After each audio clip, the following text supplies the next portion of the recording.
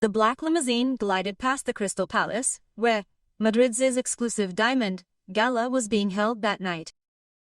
Only a few knew that the event was funded each year by a private foundation whose name no one mentioned, the Albaicin Foundation.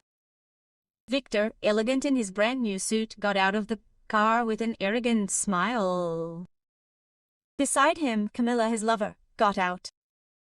The young woman was wearing a silver dress as bright as the moon, and every step she took seemed to announce, "Look at me." Victor was delighted. That night, I would be the center of all eyes. He believed that he had finally risen high enough to become the Code Latte of Spain. What he did not know was that that night, under those lights, he would be humiliated without a single word. Victor was married to Elena, a discreet, silent woman with profound eyes. To many, their marriage was inexplicable. She was elegant, cultured, and never showed off. He was a man thirsty for attention. In recent years, Victor had begun to despise her. He said she was boring, cold, and dull. What he never knew was that Elena never needed to prove anything. Since she was a little girl, she had been the heir to a jewelry empire with diamonds, mines, hotels, and old palaces. The entire fortune bore a centuries-old surname. She never said it, never bragged about it, never used it to humiliate anyone. But that night, fate had different plans. "Look at what a show, Camilla," Victor whispered to his lover. "This gala is for people like us." Camilla smiled, proud to walk with him among the photographers. What they both didn't know was that behind every lamp, behind every cut glass, behind every diamond lay the shadow of the Albaicin surname. And Elena was the last heir. As the music filled the room, Victor greeted everyone, told jokes, laughed out loud, and sought out glances. Camilla, hanging on his arm, enjoyed herself. "I'm glad you left your wife," she would say. "This life is yours, my love." He felt her, convinced. In the middle of the gala, a murmur began to circulate among the guests. "The heiress has arrived." Victor tensed up. "The heiress?" Camilla asked. "Who?"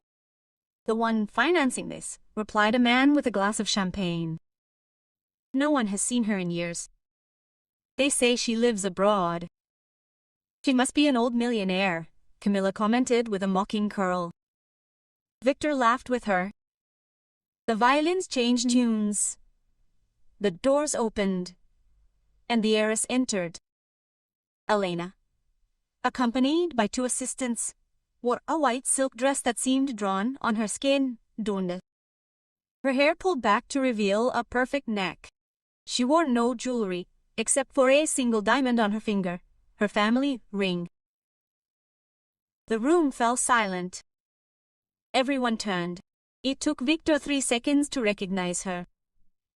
3 seconds that destroyed him. "That's your wife, Camilla," whispered a man. Victor couldn't speak. Elena didn't look at anyone but the front. The organizers approached her reverently. "Lady of the Albaicin, welcome," they said. The crowd murmured. Victor felt the blood drain from his face. How was that possible? His wife, the woman he humiliated, the one he called boring and insignificant, will inherit everything. The master of ceremonies gently tapped the microphone. "And now we welcome the benefactor of this gala, owner of the Albaicin Foundation, Elena Albaicin de la Vega." Applause. Photographers. Flash. Victor felt the ground shake. Camilla looked at him in horror. "Did you know this?" she demanded. "No, I had no idea," she stammered. Camilla stepped away as if she had touched fire. Elena stepped up on stage. There were years of pain in her eyes, but also an unwavering calm. "Thank you for being here," she said softly. This gala was created to support artisan jewelers and to celebrate work, dedication, and respect. The word respect pierced Victor's chest. I hope tonight reminds us, Elena continued, that true brilliance comes not from gold or diamonds but from dignity. O Derevesiana. A murmur of approval rippled through the room. Victor felt as if each sentence were a knife. It was not an attack. It was not revenge. It was truth. After finishing her speech, Elena walked through the guests. She smiled elegantly, greeting, hugging, thanking King.